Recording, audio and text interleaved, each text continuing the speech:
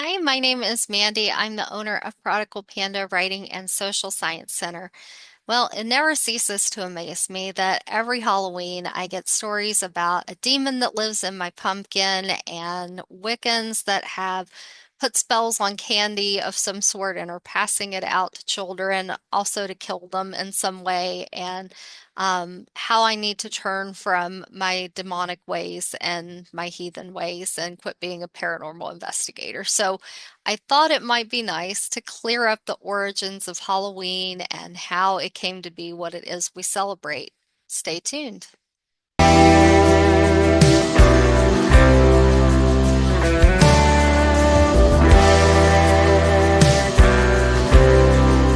So, today we are going to talk about the origins of Halloween and how we got it to what it looks like when we celebrate it today.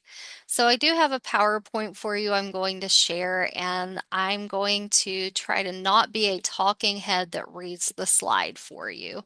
So let's go ahead and get started with when did Halloween begin?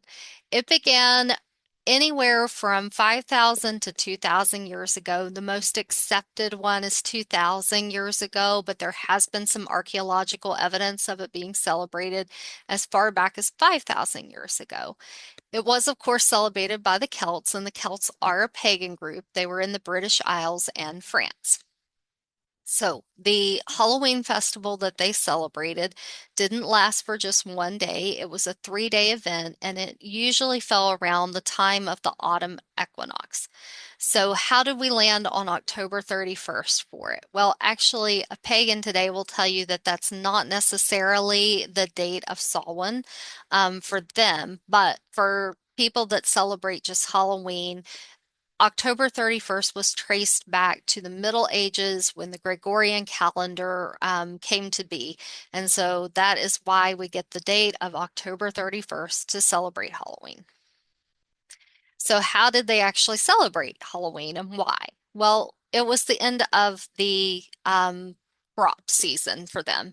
And the original name of Halloween was Samhain, and Samhain actually means summer's end. So, we're bringing in the last of the crops and we're preparing for winter. It's really like kind of their end of the year celebration. They were back in the Middle Ages and even beyond that. So death was something they really had to think about through the winter. It turned their mind towards their mortality. There's diseases that run rampant, especially in the winter months. It's colder.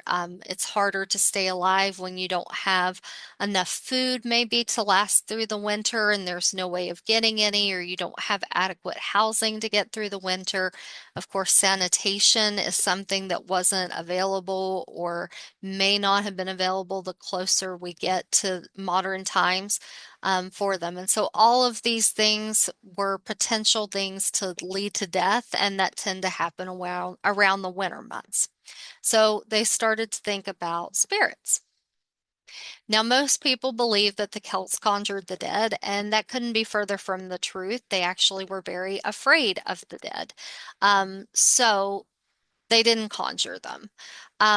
This was more or less the Celts' end of the year celebration, and you can think of it a lot like our New Year's celebration. It's when they paid their taxes. It's when they got together in a big celebration. There was, of course, drinking, and they did, however, use divination. And normally that divination was to kind of get a gauge on how the next year was going to work out for them. All right, so let's talk about those demons in the jack-o'-lanterns and where they came from.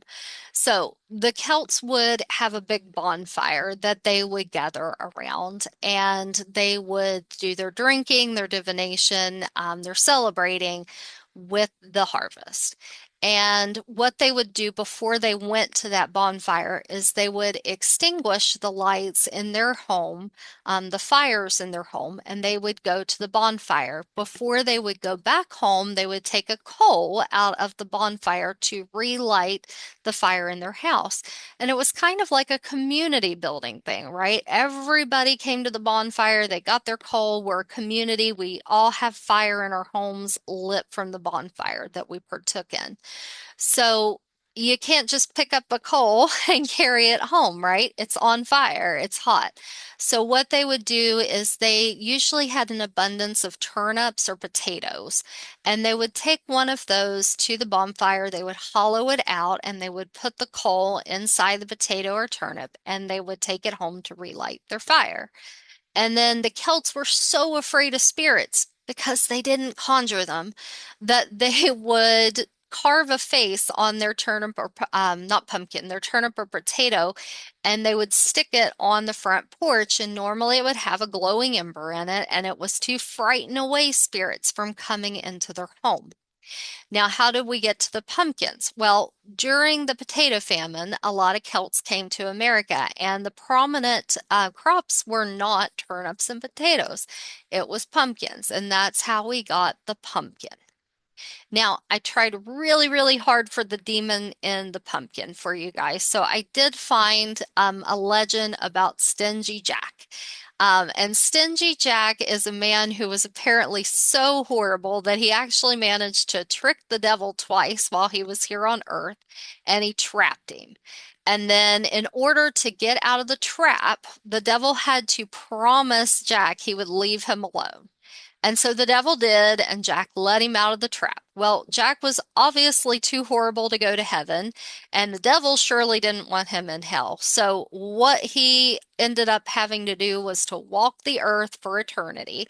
And apparently, the devil threw him an ember that he put into a carved turnip to be able to walk around and see for eternity. That is the closest to a demon in a pumpkin that I can give you guys. I'm not exactly sure when this story came to be. It's a turnip, so I want to say it's an older story because it's not a pumpkin, so this is before we came to America. But this is about as close as you're going to get to a demon in a pumpkin. They were actually to scare spirits and demons away from a house. All right, so let's talk about Halloween colors. Well, the orange represents the fall. Of course, we've got the beautiful autumn skies that have a lot of orange in them.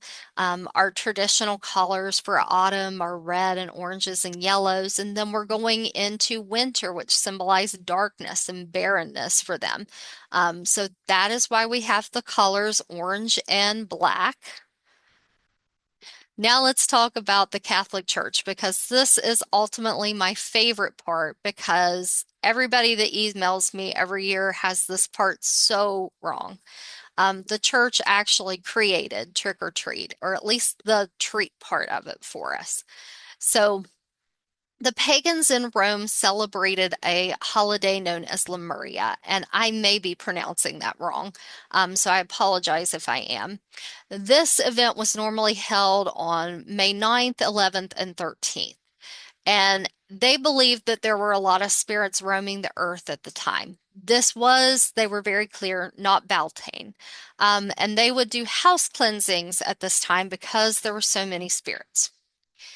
So the Pope wanted to, of course, convert everybody to Catholicism because we didn't have Protestant then, we had Catholicism. So starting in 1609, he scheduled the Parthenon to Pantheon to be rededicated to the Virgin Mary. And of course, he chose a day that we're celebrating Lemuria on. He chose May 13th. So now, if you convert from paganism to Christianity, you still have a holiday to celebrate. And that was the whole purpose of that date. Eventually, it was moved to November 1st because, again, you're seeing that we have a holiday where we think there's a lot of spirits roaming around. We have to do cleansings from them. We're afraid of them. We've got to scare them away. And that sounds an awful lot like Samhain. So we moved All Saints' Day to November 1st to compete with Samhain. And the whole reason was that the pagans needed to be converted to the Catholic Church and they didn't want to give up their holiday. So we had to create one for them to celebrate. And we decided to make it All Saints' Day. Now, what does the church do on All Saints' Day? Glad you asked. This is how trick or treat really came to be. So, not quite the trick part, that comes later. I will tell you about that, but definitely the treat part. You can thank your Halloween candy to the Catholic Church. They decided that on All Saints' Day, we would honor everybody that had been declared a saint, as well as any martyred Christians. And we're also going to pray for people stuck in purgatory. So, purgatory is that place between heaven and earth. If you weren't quite good enough to get up there at the beginning of things. So, or some people actually believe that's just where you go, like the holding area too, before you can move one way or the other. So, depending on your beliefs on purgatory, we're going to pray for you in purgatory, which is something that the Catholic faith does. And so they would have people go around souling. And what souling was really an opportunity for children and poor people to get something to eat. So they would go door to door souling. Souling was being able to recite a poem or to say a prayer for either the saints or a martyr or someone that you lost in the family that might be in purgatory and needed your prayers. So they would pray. And in exchange for that, they would give you this cake. It's a spice cake, and on the spice cake was normally raisins, and the raisins were normally arranged in an X or a cross. And so they would give them out, and they were known as soul cakes. And this was a way for children to get a little reward or for a poor person to get some food by offering a prayer or a poem in exchange for it. That's how trick or treat was born. Now, wait, you say, but the pagans, they went door to door. You're absolutely right. They did, but not for food. They went door to door to gather up wood for the bonfire. And they were so afraid of a spirit following them around, especially a negative one, that they would put on masks, like you can see in this picture, and they would wear those so that the spirit wouldn't be able to tell who they were and they wouldn't be able to follow them home. So the part where we go door to door as well started with the pagans, yes, but the treat part started with the Catholics. So the next time you think about a witch starting a holiday so they can throw tainted candy of some sort or spell candy at you, just remember the pagans didn't start that part of Halloween. The Catholic Church did. I still know I'll get emails, but just to set the record straight. The pagans did not start the treat part. They only started the costume part for you. So when you get dressed up in your Halloween costume, that goes back to the Celts. They wore the masks. So why don't Protestants celebrate All Saints' Day, and maybe why aren't they as familiar with this history as the Catholics are? Well, you have Martin Luther to thank for that. Remember, he nailed those 95 theses to the door of the Catholic Church, and among those was a belief that there was not special saints and they didn't need to be celebrated. Therefore, Protestants, you don't celebrate All Saints' Day. So let's talk about that tricking part. This guy, and you've probably seen him a lot, especially if you're into the secret societies and conspiracy theories, you've surely seen this face. And this is Guy Fawkes. So Guy Fawkes decided he was going to blow up the British Parliament. And this was back in 1605 in November. And he did not succeed. So he was tortured and executed. He was caught. And this became known as the Gunpowder of Treason Day or Bonfire Night. Ah, bonfire. Saw one. It goes back to the bonfire. So they apparently had statues of Guy Fawkes that they burned in a big bonfire, and this became known as Guy Fawkes Night. So we've got a bonfire and a bonfire, and we're going to put them together. It's around November 5th, October 31st, so let's put everything together. And the reason we got to the trick part was obviously Guy Fawkes had supporters, and these people were angry. So they would go around door to door, and one thing they asked for was firewood, and they also asked for money. And of course, if you didn't give it to them, you were probably getting your house vandalized. And that's where the vandalism or the tricking part got added into Halloween. So, what happened to Halloween in America? Well, It became the Salem witch trials because the colonies are Protestant. They've moved away from the Catholic Church. They are not interested in All Saints' Day. They are definitely not interested in anything occult, and they are terrified. So this led us to the Salem witch trials. The colonies that later had larger populations of Catholics and Celts that came over during the potato famine started to hold these things called play parties. And it would be basically Samhain. It would be a feast. The supernatural was focused on. They would tell scary stories to each other and they would start to do divination. Yes, even the Catholics and Episcopalians. They would do divination to try to determine what was going to happen in the next year. So, where did we go from that to what we celebrate today? Well, really, it started in the 1950s. The 1950s started with the commercialization of Halloween. The candy companies came out with the little mini candy bars, making it less expensive for you to dish out candy to trick-or-treaters. Those store-bought costumes started to become available. People quit making their own Halloween costumes. In 1966, we got It's the Great Pumpkin, Charlie Brown. And by 1970s, Halloween had kind of moved away from its roots into what we celebrate today, and it was just a mainstream thing. Now, one thing that people like to remind me is there's more crime on Halloween. Well, yes, that's true, but it's not what you think it is. So normally for more rural areas, they're not going to see an increase in crime on Halloween because the crime that is increased has to do with DUIs, drunk driving, fights because people are drunk from celebrating, assaults or fights from being drunk from celebrating, and trespassing and vandalism because the teenagers are out toilet papering a house. It's normally the bigger cities that see that rise in crime on Halloween.